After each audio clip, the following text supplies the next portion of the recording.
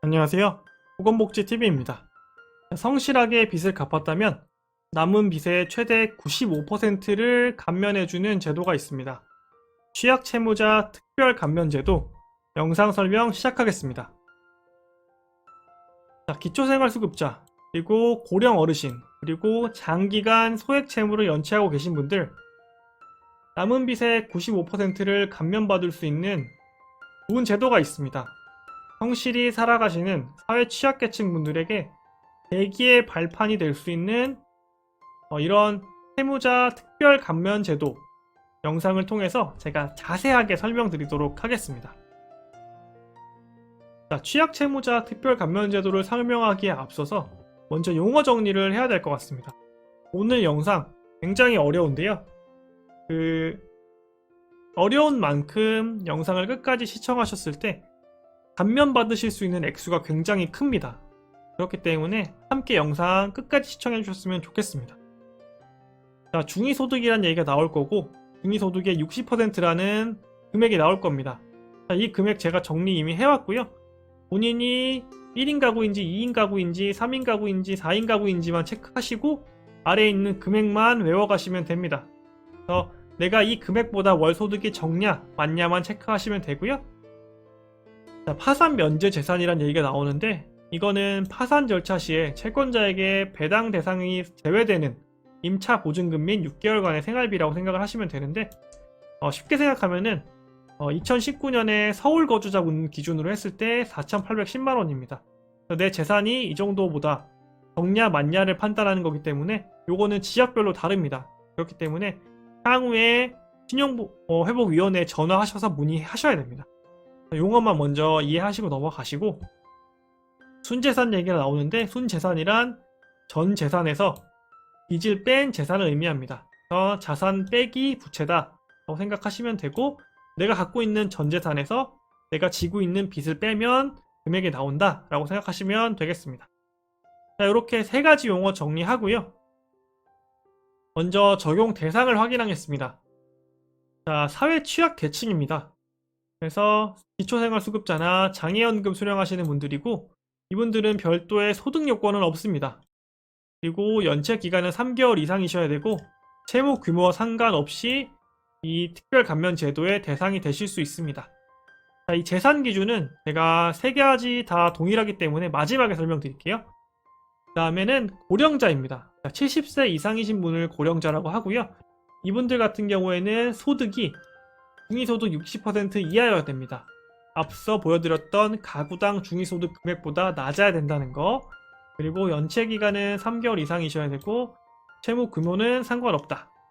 그리고 장기소득 연체자분은 역시 소득이 중위소득 60% 이하여야 되고 말 그대로 장기를 소액을 연체하신 분이기 때문에 10년 이상 연체하시고 그 연체한 액수의 원금이 1,500만원 이하인 이런 분들만을 대상으로 한다라고 생각을 하시면 되고 이렇게 세 가지 모두 다 이 재산에 대한 기준이 있습니다. 소득은 금방 확인할 수 있는데 재산은 확인하기 어렵잖아요. 그래서 앞서 제가 용어 설명을 드린 거고 본인이 갖고 있는 재산, 내 총 전재산 중에 빚을 뺀 이 순재산이 파산 면제 재산보다 적어야 됩니다. 요거는 제가 신용회복위원회에 전화하셔서 문의하셔야 된다고 말씀을 드렸고 요거는 본인이 대충은 아실 수 있을 거예요. 그렇기 때문에 내 재산이 어느 정도인지 먼저 확인을 하신 다음에 신용회복위원회에 전화를 거셔서 내가 재산 기준이 충족이 되느냐 확인을 하시면 되겠습니다. 이렇게 설명드렸지만 여전히 어렵잖아요. 그래서 제가 간단하게 좀 정리해 볼게요.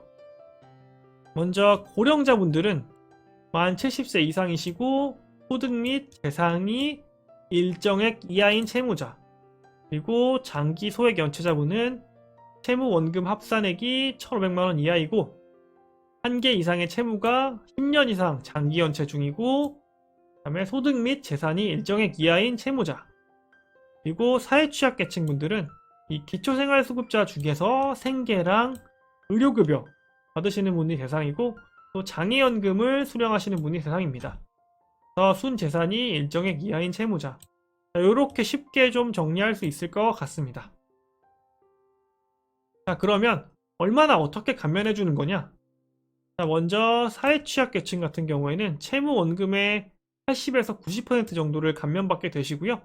그리고 그 채무 원금이 1,500만 원보다 적을 시에는 3년 동안 성실하게 상환하면 자녀 채무를 면제해 주기까지 합니다. 자, 고령자분들도 비슷하고요. 채무 원금의 80%를 감면받으실 수 있고, 그 다음에 3년간 성실 상환하면은 자녀 채무를 면제받게 됩니다.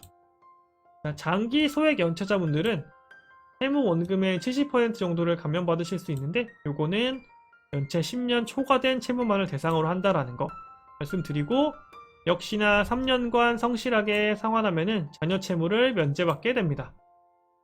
감면 내용은 이렇게 설명드리면은 도대체 얼마나 감면해 주는 건지에 대한 느낌이 잘 안 오시잖아요. 근데 영상 보시면 끝에 제가 어느 정도인지 그 효과를 퍼센트로 설명해 드리도록 하겠습니다. 영상 끝까지 시청 부탁드리고, 자, 그럼 어떤 방법을 통해서 채무를 감면해 주는 거냐? 총 2단계가 있는데요. 먼저 1단계 설명드리면 채무 원금을 탕감해 줍니다. 사회취약 같은 거는 삼각채권의 90%까지, 그리고 고령자는 80%까지, 장기 소액 연체자는 70%까지 감면을 해주는데, 여기서 감면해주는 삼각채권이란 금융회사가 이미 못 받을 돈이라고 생각을 한 거예요. 그래서 회계장부상 손실 처리해버린 채권들이 있습니다. 예를 들면 금융회사가 A라는 사람한테 1,000만 원을 빌려줬는데, 그 A라는 분이 어떠한 이유로 돈을 못 갚고 연체를 오랫동안 하고 계세요. 그래서 그 금융회사가 에이 나 저 1,000만 원 못 받을 것 같다 라고 손실 처리해버린 이런 채권을 삼각채권이라고 하고, 이런 것들은 최대 90%까지 감면이 가능하다는 거. 그리고 이렇게 삼각채권이 아닌 미삼각채권 같은 경우에는 최대 30%까지는 이 사회취약계층에 한해서만 감면이 가능하고, 고령자나 장기 소액 연체자분들은 이거를 향후에 도입할지 말지에 대해서 검토하겠다라고만 얘기가 되어 있습니다. 자, 그리고 두 번째, 성실상환 시 남은 채무에 대한 면제인데요. 조정하기 전에 채무 원금이 1,500만 원 미만인 소액 채무자 분들만을 대상으로 하는 거고, 2단계 같은 경우에는.